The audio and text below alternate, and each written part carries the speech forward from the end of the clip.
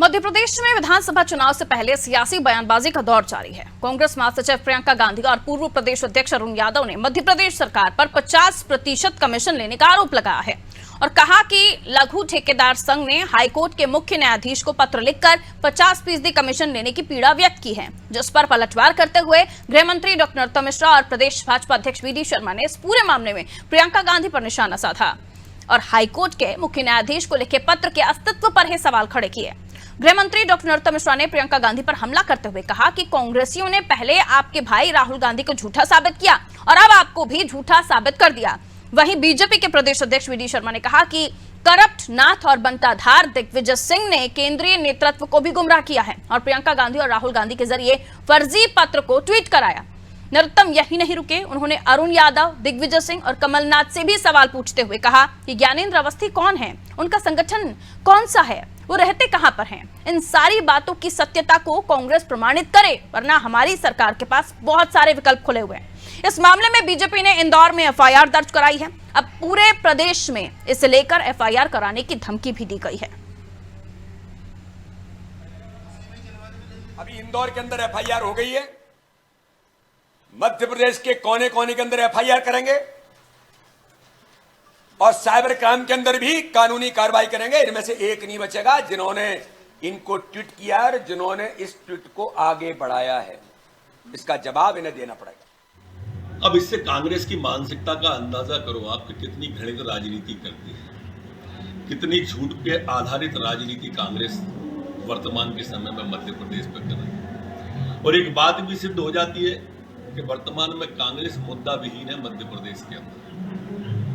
और प्रियंका गांधी जी, ये कमलनाथ जी, दिग्विजय सिंह जी, अरुण यादव जी, इनने पहले आपके भाई से झूठ बुलवा दिया मध्य प्रदेश में 2 लाख के कर्जा का, और अब एक आपसे झूठे पत्र के आधार पर ट्वीट करवा दिया, आपको झूठा साबित कर दिया। कांग्रेस के प्रति लोगों में पहले से ही विश्वास नहीं है और आपके इन झूठे ट्वीटों से तो आपके बारे में विचार ही खंडित हो गए उनके। अरे कांग्रेस के लोगों, मैं आपको चुनौती देना चाहता हूं। कौन अवस्थी जी हैं, कहां रहते हैं, क्या करते हैं, ये संस्था कौन सी है जिसके आपने ट्वीट किए हैं, इनको स्पष्ट उजागर करो, वरना हमारे पास सारे विकल्प खुले हुए हैं कार्रवाई के लिए। और ये गंदी राजनीति बंद करो।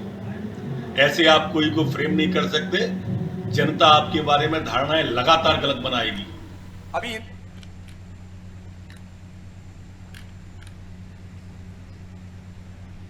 तो देखिए, एक ट्वीट सामने आया जिसमें ये तमाम चीजें लिखी हुई हैं जो आपको दिखाई भी दे रही है। कर्नाटक की जनता ने 40% कमीशन को लेकर जो बात कही थी, कुल मिलाकर कर्नाटक फॉर्मूले को लेकर भी आगे बढ़ रहे हैं। हम आपको बता दें, ये जो पत्र है जिसमें बताया गया है कि ठेकेदार से 50% तक कमीशन मांगा जाता है और ऐसे में कार्य की जो गुणवत्ता है वो ठीक नहीं हो पाती है, ठेकेदार की आर्थिक स्थिति दोनों प्रभावित होती हैं। इस पत्र में लघु और मध्यम श्रेणी संविदाकार संघ ने आरोप लगाया है कि पिछले 10 वर्षों में उसने सरकार के लिए 1500 छोटे और बड़े जलाशयों का निर्माण किया, लेकिन अब उन्हें निपटान के लिए 50% कमीशन देने के लिए कहा जा रहा है।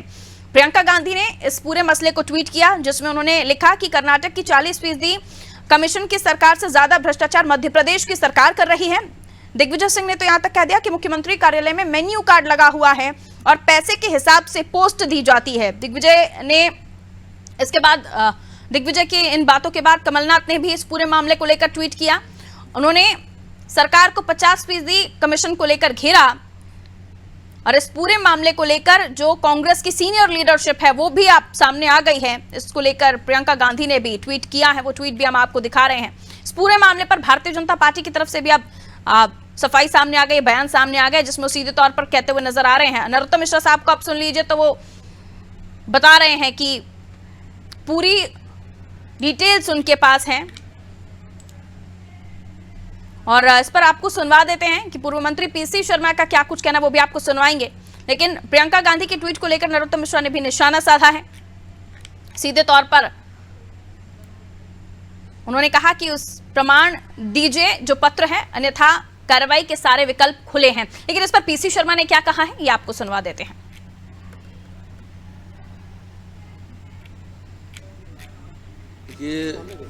ये 50% तो आम बात है। ऐसे काम भी हुए हैं कि जिसमें काम हुआ ही नहीं है और पूरा का पूरा पैसा बढ़ गया और ये तो 50% की चिट्ठी है, लेकिन इसमें 90% तक हो रहा है। और मैं समझता हूँ कि ये आज मध्य प्रदेश का एक निवासी, एक रहवासी जानता है। और ठेकेदारी प्रथा में तो है ही, पहले 10-1% चलता होगा, आजकल वो 50% से ऊपर चल रहा है और ये बंदरबाट चल रही है। देखिए, तो यहाँ कांग्रेस बंदरबाट कमीशन का आरोप लगा रही है, तो वहीं नरोत्तम मिश्रा पूछ रहे हैं कि ज्ञानेंद्र अवस्थी कौन है, उनका संगठन कौन सा है, वो रहते कहाँ हैं। इन तमाम चीजों को लेकर उन्होंने कहा कि जो आरोप लगाए गए हैं उनके तथ्य पेश किए जाएं, वरना कार्रवाई के लिए विकल्प खुले हैं। यानी अब 50% कमीशन का मामला जो है मध्य प्रदेश में गूंजता हुआ दिखाई दे रहा है और ये कहा जा रहा है कि मध्य प्रदेश में ये कह सकते हैं आप कि कांग्रेस का जो कर्नाटक प्लान था उसी के तहत शिवराज पर कमीशन लेने के आरोप लगाए जा रहे हैं। भाजपा का इस पर पलटवार सामने आया है।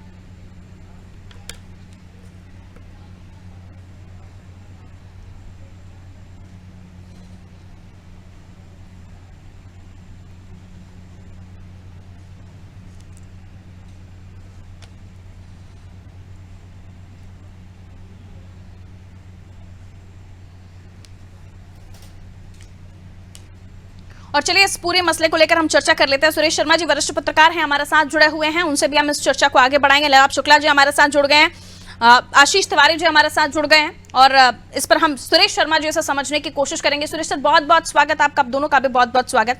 सुरेश सर आपसे समझना चाहेंगे कि इस पूरे मामले को लेकर अब जो बयानबाजियों का दौर शुरू हो गया है, 50% कमीशन का आरोप लगाया जा रहा है, वहीं भारतीय जनता पार्टी ने पूरी तरह से घेरते हुए नरोत्तम मिश्रा साहब तो नाम लेते हुए बता रहे हैं, ये कह रहे हैं कि जो आपने कहा है, जो आरोप लगाए उसके तथ्य पेश कीजिए, वरना कार्रवाई के लिए विकल्प खुले हैं। कैसे देख रहे हैं आप इस मामले को?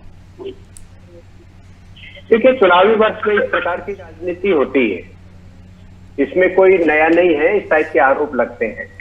और कांग्रेस के दिमाग में ये बात है कि कर्नाटक में ये उनका फार्मूला चल गया और कर्नाटक में चलने के पीछे एक बड़ा कारण ये था कि वहां इस टाइप के आरोप पहले लगे थे। उन आरोपों के बाद जो है न्यायिक प्रक्रिया का मामला हुआ, कुछ मामले सामने आए, कुछ जो है सरकार भाजपा ने कार्रवाई करके मुख्यमंत्री को हटाया, तो वहां ये लोगों पर विश्वास हो गया। और इसके अलावा मुझे नहीं लगता कि केवल इसी विश्वास के आधार पर कांग्रेस की कर्नाटक में सरकार बनी। कांग्रेस की सरकार बनाने के लिए मुस्लिम वोट बैंक का बड़ा बेस था, जो 5% वोट है इसको जनता दल सेकुलर को मिलते थे, जो बाद में कांग्रेस में शिफ्ट हो गए। तो इसलिए ये बेस जो है वहां तो चल गया, अब कांग्रेस ये चाहती है। लेकिन इस सारी बातों में दो बातें मुझे और महत्वपूर्ण लगती है। ये तो बड़ी गंभीर बात है कि भ्रष्टाचार को नेता लोग आपस में एक दूसरे पर कह के और स्वीकार करने जैसी स्थिति है। मुझे वो दिन याद है जब राजीव गांधी जी भारत के प्रधानमंत्री थे और वो ये कहते थे कि 1 रुपया भेजता हूं 15 पैसे मिलते हैं, 85 पैसे गायब हो जाते हैं। अभी आपने पार्लियामेंट में सुना, होम मिनिस्टर ने पूछा कि आज मैं पूछना चाहता हूं कि वो 85 पैसे किसके पास जाते थे। अभी हम पीसी शर्मा साहब का बाइट सुन रहे हैं, आपने भी सुना, मैंने भी सुना और हमारे साथ अन्य साथी बैठे उन्होंने भी उनका पक्ष सुना है। उन्होंने कहा कि 10-20% तो चलता था। इसका मतलब क्या होता है? 10% क्यों चलता था, 15% क्यों चलता था? इसका मतलब यह है कि लोग 10-15% में इन्वॉल्व थे, इसलिए जो इन्वॉल्व थे वो आज ये कह रहे हैं कि बड़ी बड़ी प्रतिशत हो गया।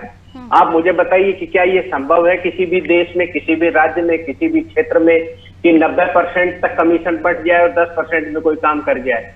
तो ये आरोप लगाने की पराकाष्ठा हो जाती है। लेकिन इसमें कोई नकार नहीं सकता कि भ्रष्टाचार है।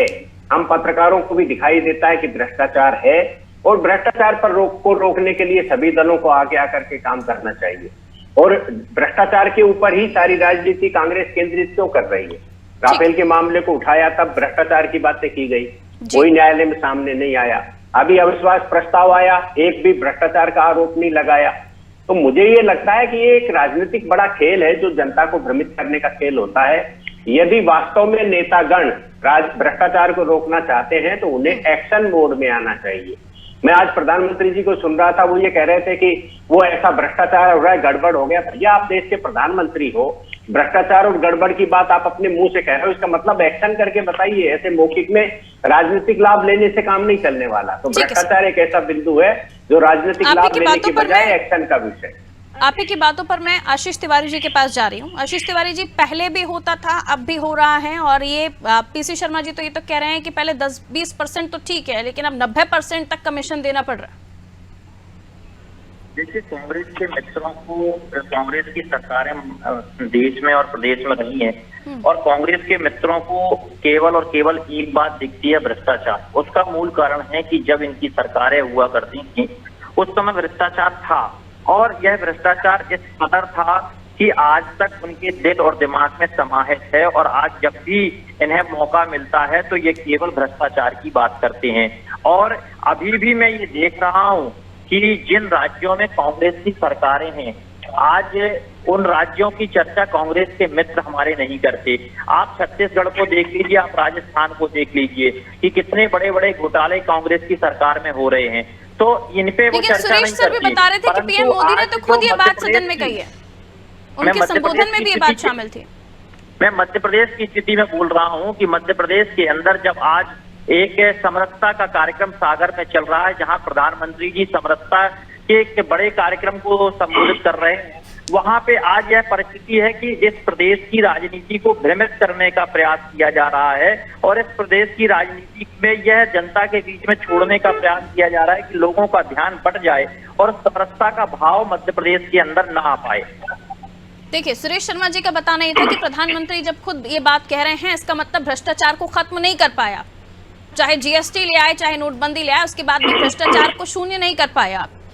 प्रधानमंत्री खुद कह रहे हैं, और प्रधानमंत्री कह रहे हैं यानी वो तमाम राज्यों के परिप्रेक्ष्य में ही कह रहे होंगे। निश्चित तौर पर तमाम राज्यों की जब चर्चा होती है तो उसमें कांग्रेस शासित राज्यों की बात सबसे आगे निकल कर आती है। इसका मतलब ये तो नहीं ना कि सर मध्य प्रदेश को लेकर आप क्लीन चिट अपने आप को दे दें। अगर दूसरे स्टेट को लेकर तो नीलाभ जी से सवाल होंगे, लेकिन आपके स्टेट को लेकर तो आप ही से सवाल होंगे, और क्योंकि दूसरे स्टेट में भ्रष्टाचार हो रहा है इसलिए हम अच्छे हैं, तो ये तो गलत हो जाएगा ना। सरकार में यदि कहीं पर भी गड़बड़ी हुई है तो उसकी निष्पक्ष जांच कराई गई है, और ऐसे दोषियों को जेल के अंदर डालने का काम शिवराज सिंह चौहान जी ने किया है। भ्रष्टाचार की बात करते हैं लेकिन ट्विटर पर करते हैं। अब नरोत्तम मिश्रा साहब तथ्य मांग रहे हैं, वरना कार्रवाई के लिए विकल्प खुले हैं, ये भी बात रख रहे हैं। देखिए, मेरे भाजपा के मित्र से मैं कहना चाहता हूँ, तो इधर उधर की बात न कर, ये बता कार्रवाई क्यों लूटा।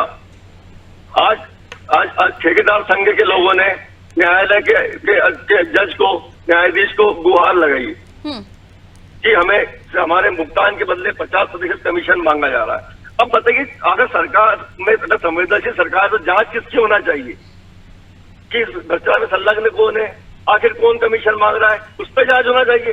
बल्कि बुरा यूं लग रहा है इन्हें कि आखिर ये पत्र दिया क्यों, भ्रष्टाचार उजागर किया क्यों, जिसने उजागर किया हम उस पर FIR करेंगे। कितना शर्मनाक, जिसने भ्रष्टाचार उजागर किया ऐसे बताया कि 50% कमीशन लिया जा रहा है, आप उस पर FIR दर्ज करने की बातें कर रहे हैं। जबकि होना ये चाहिए कि आखिर इनकी परेशानी क्या है, कौन पैसा ले रहा है, कौन कमीशन ले रहा है, आखिर क्या इनकी मजबूरी होगी कि इन्हें जज को पत्र लिखना पड़ा, न्यायाधीश को पत्र लिखना पड़ा, न्याय की गुहार लगाना पड़े कि हमसे 50% कमीशन लिया जा रहा है।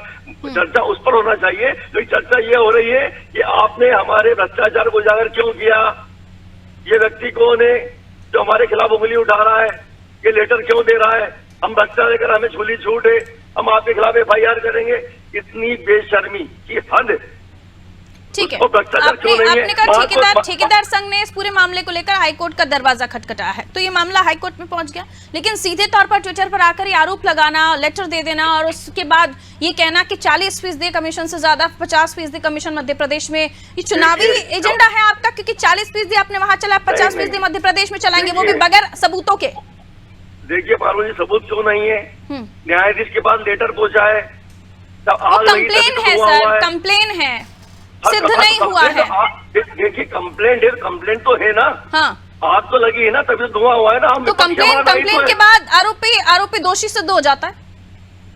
हम विपक्ष से हम क्या करें, हम जांच की जाए। इसीलिए आपसे नरोत्तम मिश्रा साहब ने कहा कि प्रूफ क्या है इस बात का, आरोप जो आप लगा रहे हैं? आप पहली बात, आप ठेकेदारों की बात समस्या सुने, ठेकेदारों से बात करें कि आपसे कमीशन कौन मांग रहा है, कौन अधिकारी मांग रहा है, कौन नेता मांग रहा है, उसकी जांच हो, निष्पक्ष जांच हो, उच्च स्तरीय जांच हो। पीसी शर्मा साहब का बयान कि 90% 10-20% तो ठीक था, लेकिन 10-20% था, 15 महीने में भी रहा होगा, और उसके बाद अब 50 नहीं 90%, यानी ठेकेदार तो अपनी जेब से लगाकर काम कर रहे होंगे। फिर पीसी शर्मा जी के बाद ने ऐसा नहीं कहा कि 15 महीने में था, 10-20 करते करते भाजपा की भ्रष्टाचार सरकार को 50% तक ले उन्होंने गई। स्पेसिफाई भी नहीं किया ना कि 15 महीने में था या बाकी समय पर था, ये स्पेसिफाई भी नहीं किया।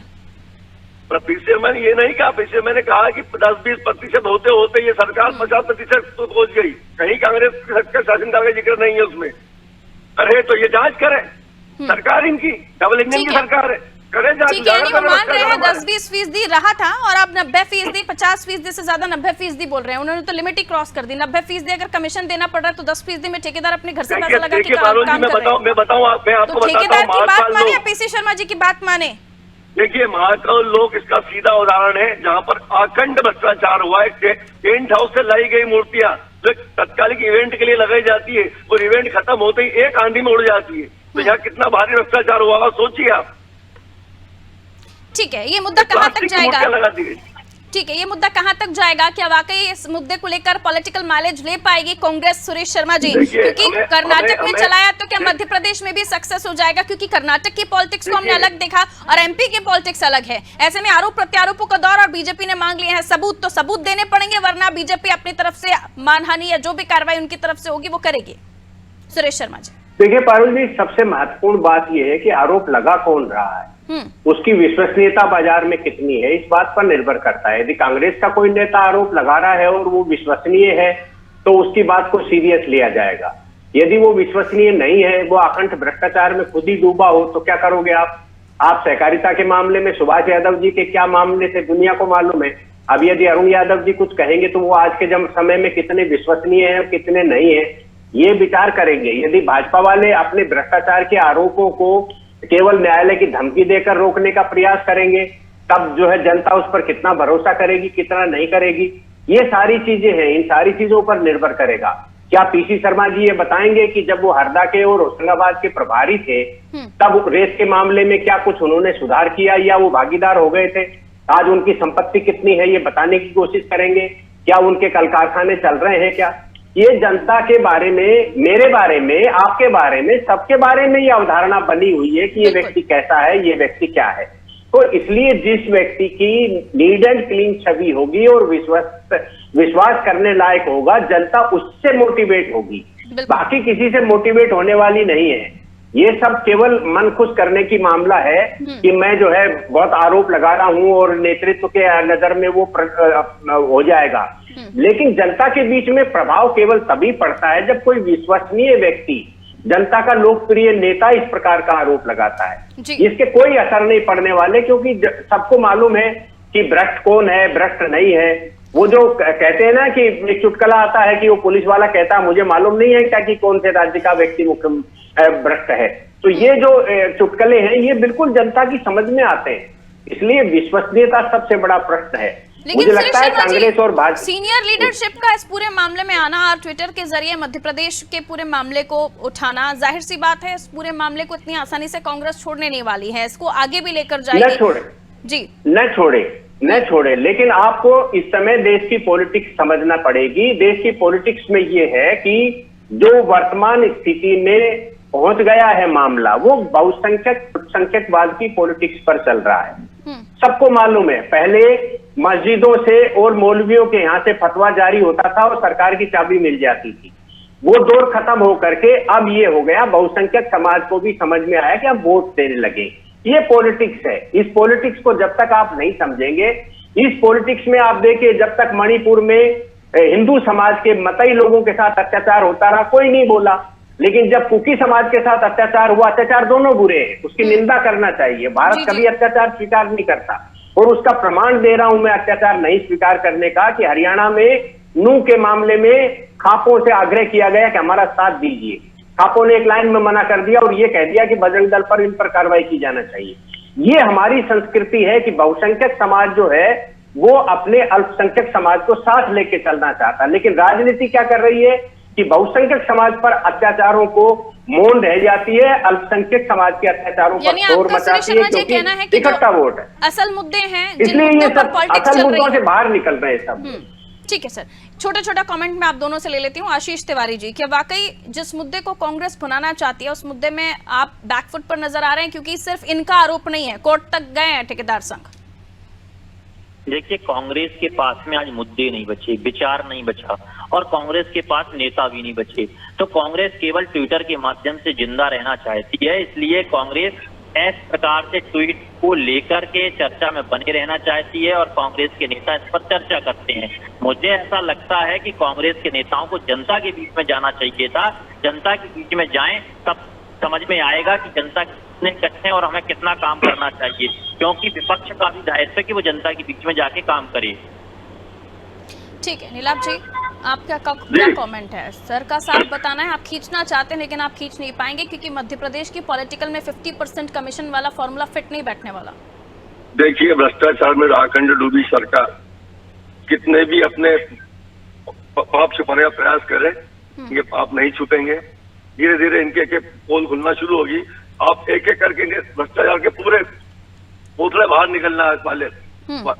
इसलिए भारतीय जनता पार्टी बोखलाहट, देखिए आप आरोप जो भ्रष्टाचार का आरोप लगा रहे हैं, जो सबूत पेश कर रहे हैं, जो न्यायालय को लेटर दे रहे हैं, आप उन पे FIR का दबाव बना रहे हैं। मतलब ये भय का वातावरण पैदा कर रहे हैं कि हम भ्रष्टाचार करेंगे, कभी खबरदार किसी ने हमारे खिलाफ आवाज उठाई हम आप पे FIR कर देंगे, हम चोरी करेंगे, आप हमसे बोल नहीं सकते, हम FIR कर देंगे। इस तरह का वातावरण बना रहे हैं, इन्हें भ्रष्टाचार की खुली छूट मिल जाए।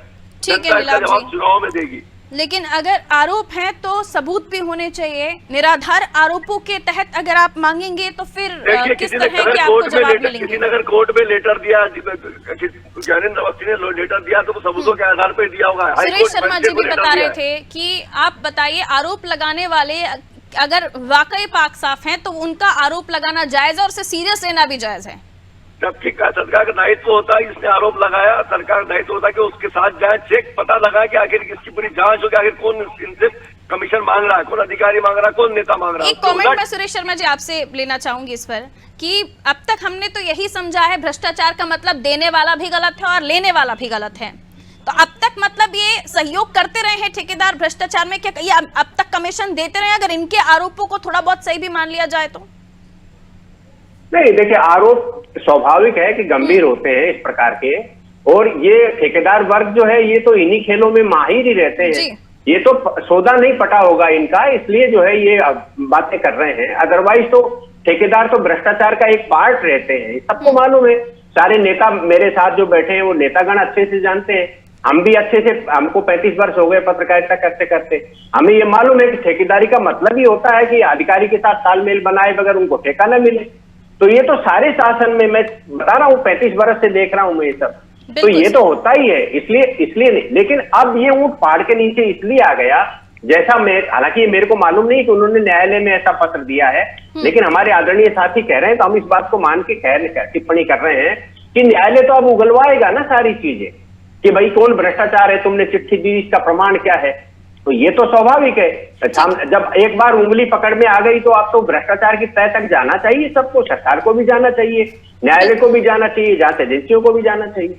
बहुत बहुत शुक्रिया आप सभी का हमारे साथ चर्चा में जुड़ने के लिए। तो मध्य प्रदेश में 50% कमीशन का मामला गूंज रहा है, लेकिन हमारे साथ जो एक्सपर्ट जुड़े, खासतौर पर सुरेश शर्मा जी, उन्होंने समझाया कि देखिए ये जो पूरा मामला है, इस पूरे मामले में आरोप प्रत्यारोपों का दौर अपनी तरफ है, लेकिन कौन कितने काले कॉलर के साथ आरोप लगा रहा है उस पर भी विचार करने की आवश्यकता है। उसके इतर कर्नाटक प्लान, कर्नाटक फॉर्मूला मध्य प्रदेश में चाह रही है कांग्रेस लेकर आना, लेकिन मध्य प्रदेश की पॉलिटिक्स कर्नाटक से इतर है और इसमें सीनियर लीडरशिप का, कांग्रेस का आ जाना, ये मुद्दा उठाने की कोशिश की जा रही है। लेकिन सुरेश शर्मा जी ने बताया कि ये मुद्दा आगे बहुत ज्यादा चलने वाला नहीं है।